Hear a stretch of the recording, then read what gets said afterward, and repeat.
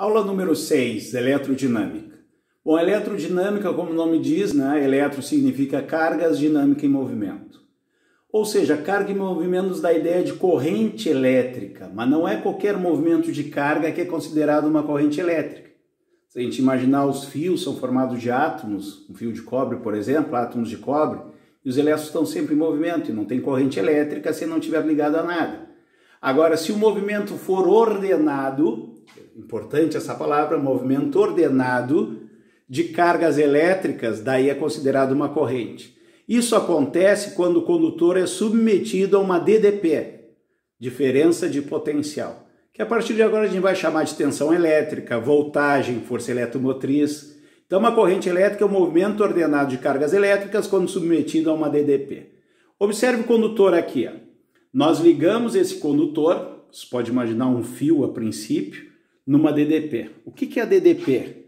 Pode ser uma pilha, uma bateria. Observe a simbologia da DDP. A gente usa a letra U, não é? Nós temos aqui um terminal maior que é o positivo, um terminal menor que é o negativo. Se vocês pararem para observar, toda a pilha, toda a bateria tem um positivo e negativo. Ah, não pode ser uma tomada? Pode, uma tomada tem uma diferença de potencial. Só que a gente vai ver que é alternada. E na física a gente vai trabalhar apenas com corrente contínua. Então a gente vai trabalhar com pilhas e baterias. O terminal positivo é ligado de um lado e o terminal negativo do outro. Dentro da estrutura nós sabemos que são os elétrons que se movimentam. Então quando eu ligo o terminal positivo, os elétrons que aqui estão representados de preto, se movimentam para o lado positivo. E tem esse movimento ordenado que nós chamamos de corrente, que é representada pela letra I, corrente real. Porque o que realmente acontece é o movimento dos elétrons. Só que a história diz que não se sabia do modelo atômico que nós estamos acostumados. E na época os cientistas não sabiam quais eram as cargas que se movimentavam. Então eles convencionaram que eram as cargas positivas. Lógico que as cargas positivas seriam atraídas pelo lado negativo. Isso se chama de corrente convencional. Observe que a corrente convencional tem o mesmo sentido do campo elétrico, que aqui está representado por verde. Então nós temos dois tipos de corrente, a corrente real e a corrente convencional. Então os sentidos da corrente é o real e o convencional. Já vimos que o sentido real é o movimento de cargas negativas e o sentido convencional é o movimento das cargas positivas. A física vai utilizar o sentido convencional da corrente. Então, nos circuitos elétricos, nós vamos considerar que são as cargas positivas que se movimentam nos condutores. Bom, falando em corrente elétrica, a gente tem que quantificar a corrente elétrica. Daí nós chamamos de intensidade de corrente, que é representada pela letra I. Bom, uma intensidade vai depender de quê? A intensidade de corrente me mede a quantidade de cargas que passa num determinado condutor. Então, a intensidade, se for constante, tem a seguinte fórmula. A intensidade da corrente depende da quantidade de cargas. Ou seja, quando eu tenho uma quantidade de cargas maior, passando no condutor, eu tenho uma intensidade maior. A gente pode observar de maneira prática, no dia a dia, que o fio que é utilizado num abajur é diferente do fio que é utilizado no chuveiro da nossa casa. O fio do chuveiro é um fio grosso e o fio do abajur é um fio fino. Todo mundo imagina que passa no chuveiro uma quantidade de carga maior. Então o fio tem que ter mais área para essas cargas passarem, para não aquecer, que é o efeito Joule que a gente vai ver na próxima aula. Então quanto maior a quantidade de carga, maior é a corrente elétrica no condutor. Então quanto mais cargas passam, maior é a intensidade que vai passar. A gente pode comparar isso como uma avenida, não é? Nós temos nas cidades avenidas com muito movimento e avenidas com pouco movimento. Numa avenida com muito movimento passa uma grande quantidade de automóveis, então a intensidade é muito grande. Só que tem outro fator que influencia na intensidade. Se eu tenho uma avenida que passam 100 automóveis e outra avenida que passam 100 automóveis também, a quantidade é constante.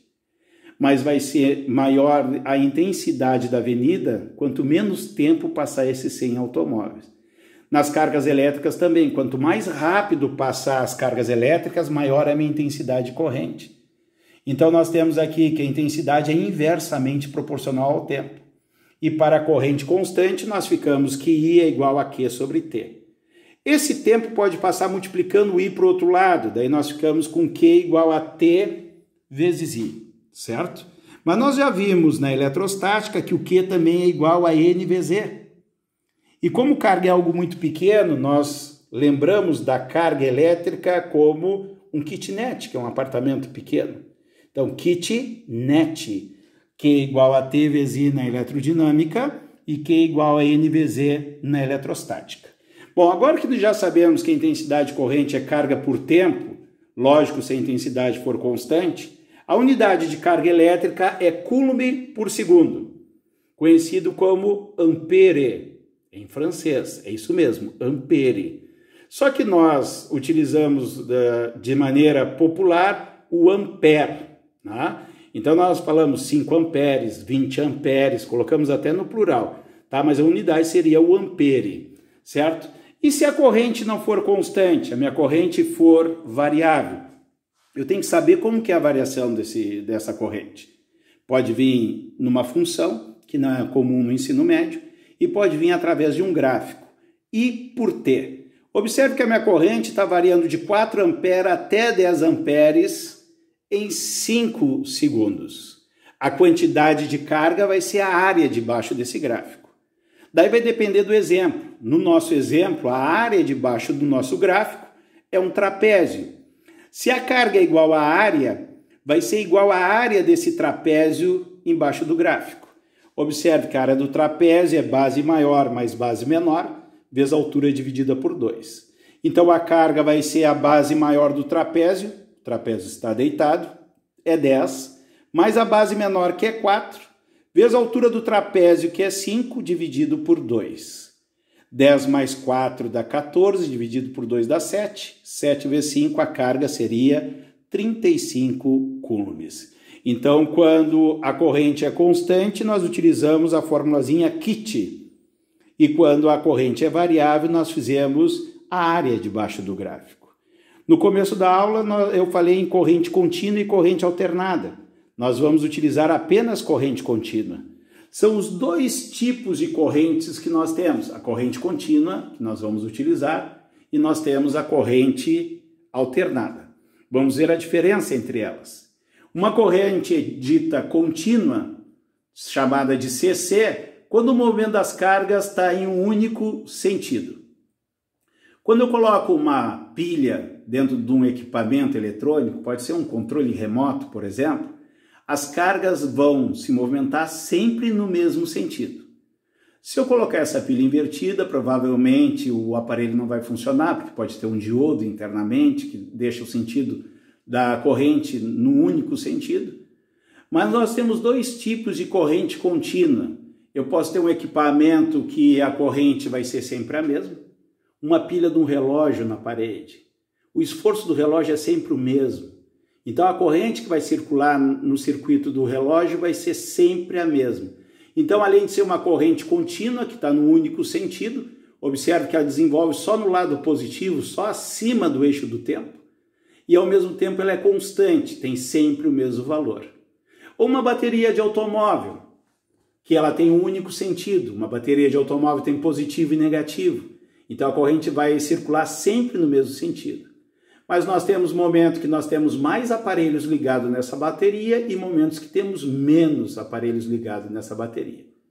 Por exemplo, eu ligo o rádio, a corrente aumenta. Olha o gráfico, aumentou. Daí eu desligo o rádio, ela diminui. Daí eu ligo o motor de arranque, que me dá um pico de corrente, que a maior corrente é quando eu ligo o motor de arranque, e ela desce novamente. Daí eu posso ligar o motor do limpador de para-brisa, eu posso ligar os faróis, daí tudo isso vai aumentando a corrente. E conforme eu vou desligando, vai diminuindo. Então a minha corrente é contínua, porque tem um único sentido, só que ela é variável, ela vai mudando os valores no decorrer do tempo.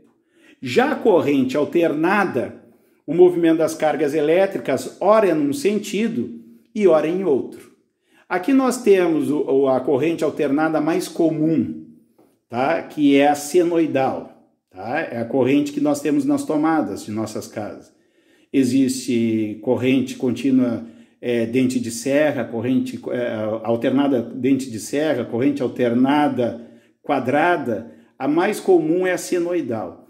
Então observe que a corrente, horas tem valores positivos, ou seja, ela está indo num sentido, e horas tem valores negativos, que ela está indo no sentido oposto.